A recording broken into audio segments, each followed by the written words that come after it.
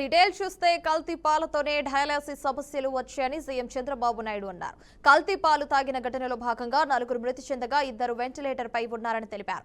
మరో 8 మందికి చికిత్స కొనసాగుతోందని పాల వ్యాపారి నాగేశ్వరరావును పోలీసులు అరెస్ట్ చేసినట్టు తెలిపారు. కల్తీ పాలు సరఫరా చేసిన వాళ్లను కూడా వదిలిపెట్టేది లేదని హెచ్చరించారు. కల్తీ పాలు తాగి మృతి చెందిన వారికి కుటుంబాలకు 10 లక్షల రూపాయల చొప్పున ఆర్థిక సాయం అందిస్తామని సీఎం చంద్రబాబు నాయుడు అసెంబ్లీలో తెలిపారు. ఉదాసీనత ఏమాత్రం పనికిరాదు. ఒకవేళ కావాలని చేసుంటే ఏదైనా కక్కుర్తిపడి కలుషితం చేస్తుంటే మాత్రం చాలా సీరియస్గా ఉంటాం. ఒకవేళ ఏం జరిగిందో మొత్తం ఎస్టాబ్లిష్ చేసి దోషులపైన కఠినమైన చర్య తీసుకుంటాం. మళ్ళా ఒకసారి విజ్ఞప్తి చేస్తున్న రాష్ట్రంలో ఉండే ప్రతి ఒక్కరు కూడా కల్తీ చేయడం కానీ అడల్ట్రేషన్ రావడం కానీ ప్రజలకు ఇబ్బంది కలిగే విధంగా ఎవరు ప్రవర్తించినా ఈ ప్రభుత్వం ఉదాసీనంగా ఉండదు, చాలా కఠినంగా ఉంటాం.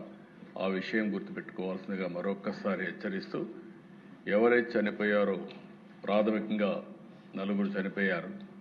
ఆ 4కి ఒక 10 లక్షల రూపాయల చొప్పున ఆర్థిక సహాయం చేస్తూ, అదే సమయంలో ఎవరైతే హాస్పిటల్లో ఉన్నారో వాళ్ళని పూర్తిగా రికవర్ అయ్యే వరకు వారికి ఎంత డబ్బులైనా ఖర్చు అయినా ఆ డబ్బులు కూడా ఖర్చు పెట్టి వారికి పూర్తిగా సహకరిస్తామని చెప్పి మరొకసారి తెలియజేసుకుంటూ, చనిపోయిన కుటుంబాల పట్ల నా ప్రగాఢ సానుభూతి తెలియజేసుకుంటూ, ఉదాసీనత ఏమాత్రం పనికిరాదు.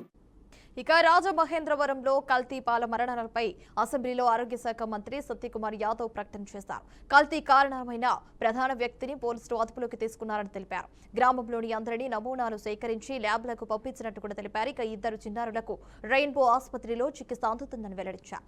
కల్తీ పాలపై దర్యాప్తు ముమ్మరంగా జరుగుతోంది. గ్రామంలోని వరలక్ష్మి మిల్క్ డైరీ నుండి 106 కుటుంబాలకి పాలు సరఫరా చేయబడినట్టు కూడా గుర్తించారు అధ్యక్ష. ఆ డైరీ నుండి పాల సరఫరాను తక్షణమే నిలిపివేయడం జరిగింది. అదేవిధంగా ఇప్పటి వరకు 12 మంది ఆసుపత్రిలో చేరారు, వివిధ ఆసుపత్రుల్లో. దాంట్లో 4 మరణాలు నమోదయ్యాయి అధ్యక్ష. 8 మంది ఆసుపత్రులు చేరి ఇప్పుడు చికిత్స పొందుతున్నారు. దాంట్లో 6 మంది ప్రమాదం నుంచి బయటపడ్డారు, 2 వెంటిలేటర్ మీద ఉన్నారు అధ్యక్ష. చాలా వరకు ఇక్కడ 60 నుంచి 82 సంవత్సరాల వయసు వాళ్ళు 10 మంది ఉంటే 2 చిన్నపిల్లలు ఉన్నారు అధ్యక్ష. వాళ్ళ 2 పిల్లలు కూడా రెయిన్బో ఆసుపత్రిలో ఉంటున్నారు, వెంటిలేటర్ మీద ఉంటున్న పరిస్థితులు అధ్యక్ష. మరణించిన వారు 58 సంవత్సరాల నుంచి కృష్ణవేణి 74 సంవత్సరాలు, రాధాకృష్ణమూర్తి 76 సంవత్సరాలు, శేషగిరిరావు 72, అదేవిధంగా శ్రీమతి రమణి గారు 58 సంవత్సరాలు వయసుగా పెట్టడం జరిగింది. వెంటనే ఈ ర్యాపిడ్ తక్షణమే ప్రభుత్వం స్పందించి ర్యాపిడ్ రెస్పాన్స్ టీమ్ను ఏర్పాటు చేయడం జరిగింది పర్యవేక్షణ కోసం. జనరల్ మెడిసిన్ నిపుణులు, మైక్రోబయాలజిస్టులు, శిశు వైద్య నిపుణులు, ఎపిడెమియాలజిస్టులు దీంట్లో ఉన్నారు. అదేవిధంగా 14 ఫీల్డ్ సర్వీస్ టీమ్స్ నియామకాన్ని ఆ ప్రాంతాల్లో, ఈ లాలా చెరువు ప్రాంతంలో ఉంటున్న స్వరూపనగర్, ఈ చౌడేశ్వరి నగర్ సంబంధించిన వాటిలో ముందు జాగ్రత్తగా 679 ఇళ్లలో సందర్శన చేయడం కానీ, హౌస్ సర్వే చేయడం, తర్వాత 957 కుటుంబాల స్క్రీనింగ్ కూడా చేయడం జరిగింది అధ్యక్ష. పాల సరఫరా పొందిన 106 కుటుంబాల నుండి కూడా రక్త నమూనాల సేకరణ కొనసాగుతోంది. ఆ లక్షణాలు ఉన్న వ్యక్తులను గుర్తించడం, చికిత్సకు రెఫరల్ చేయడము, వైద్య పర్యవేక్షణ, ప్రజలకు సూచనలు కూడా జారీ చేయడం జరుగుతోంది. ప్రభావిత ప్రాంతాల్లో అత్యవసర వైద్య శిబిరాలను ఏర్పాటు చేయడం జరిగింది. రాజమహేంద్రవరం మున్సిపల్ కార్పొరేషన్ మున్సిపల్ కమిషనర్ను వైద్య శిబిరాల నోడల్ అధికారి కూడా నియమించడం జరిగింది అధ్యక్ష. రోగుల చికిత్స పర్యవేక్షణ, వైద్య సిబ్బంది అందుబాటులో ఉండేలా చూడడం, అదే అంబులెన్స్ మరియు రెఫరల్ సేవల సమన్వయం కూడా కోఆర్డినేషన్ పని కూడా జరుగుతూ ఉంది అధ్యక్ష. ఈ నమూనాల సేకరణ చేయడం జరిగింది. నర్సాపురం గ్రామం కోరుకొండ మండలంలోని Varalakshmi milk dairy food safety అధికారి తనిఖీ చేశారు. ఫుడ్ సేఫ్టీ చట్టం ప్రకారం విధి విధానాల మేరకు పాల నమూనాలను సేకరించడం జరిగింది. ప్రభావిత ఇళ్ల నుండి పాలు మరియు పెరుగు నమూనాలు కూడా తీసుకున్నారు. నమూనాలు పంపిన ప్రదేశాలు స్టేట్ ఫుడ్ ల్యాబొరేటరీ హైదరాబాద్కి, అదేవిధంగా స్టేట్ ఫుడ్ ల్యాబొరేటరీ విశాఖపట్నము, అదేవిధంగా హైదరాబాద్లో ఉంటున్న విమ్టా ల్యాబ్ కూడా నమూనాలను పంపడం జరిగింది అధ్యక్ష. ఈ మరణించిన వారిలో కృష్ణవేణి గారి కుమారుడైన తాడి సీతారామయ్య గారి ఫిర్యాదు మేరకు పోలీస్ స్టేషన్లో ఒక క్రిమినల్ కేసు కూడా నమోదు చేయడం జరిగింది. అదేవిధంగా అనుమానిత విక్రేత ఎవరైతే ఉన్నారో అతన్ని కూడా పోలీసులు అదుపులోకి తీసుకొని విచారణ చేస్తున్నారు. క్రూజ్ టీమ్స్, అదేవిధంగా ఫోరెన్సిక్ బృందాలు కూడా దర్యాప్తులో పాల్గొంటున్నాయి. పోస్ట్ మార్టం కూడా చేయడం జరిగింది అధ్యక్ష. మరణించిన వారి శరీరాన్ని, పార్థివ దేహాన్ని పోస్ట్ మార్టం అనంతరం నమూనాలను ప్రాంతీయ ఫోరెన్సిక్ ల్యాబ్ కూడా పంపబడుతుంది. ఈ పంపిణీ వ్యవస్థ మరియు ప్రభావిత వినియోగదారులు గుర్తించేందుకు దర్యాప్తు కూడా కొనసాగడం జరుగుతుంది అధ్యక్ష. అదేవిధంగా ఈ 4 వెటర్నరీ వైద్యులతో కూడిన బృందం కూడా దర్యాప్తు చేస్తుంది. పశువులకు ఇచ్చే మేత, నీరు, ఎండు మరియు పచ్చి మేత నమూనా నమూనాలను కూడా సేకరించి వాటికి కూడా VBRI ల్యాబ్కు పంపడం జరిగింది అధ్యక్ష. అయితే ఈ విషయం తెలిసిన వెంటనే గౌరవ ముఖ్యమంత్రి గారు వెంటనే స్పందించి దీని మీద నిరంతరం సమీక్ష నిర్వహిస్తూ ఉన్నారు. చెప్పులు వేసుకుని శాసన మండలిలో దేవుడు ఫోటో పట్టుకోలేదని ఎమ్మెల్సీ బొత్స సత్యనారాయణ తెలిపారు. ఫోటోలను ఎలా మార్ఫింగ్ చేశారో తేల్చాలని ఆయన డిమాండ్ చేశారు. త్వరలోనే ఒరిజినల్ వీడియోలను ప్రజల ముందుకు తీసుకొస్తామన్నారు.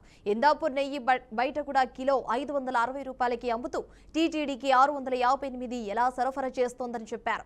CBIపై నమ్మకం లేక ఏకసభ్య కమిషన్ వేశారని కోర్టులపై తమకు నమ్మకం ఉందని ఎమ్మెల్సీ బొత్స సత్యనారాయణ తెలిపారు. వచ్చి ఈ 2-3 రోజుల్లో జరిగిన పరిణామాలు మీరు చూశారు. ఆ రోజు హౌస్లో ఈనాడు పేపర్లోను కానీ లేదు ఆంధ్రజ్యోతి పేపర్లో కానీ సభ్యులు వచ్చి వెంకటరామూర్తి దేవదేవుడి తాలూకా పటాన్ని చెప్పులతో చేసుకుని పట్టుకున్నారని చెప్పి అని పుటంలో వచ్చి ప్రచురణ జరిగింది.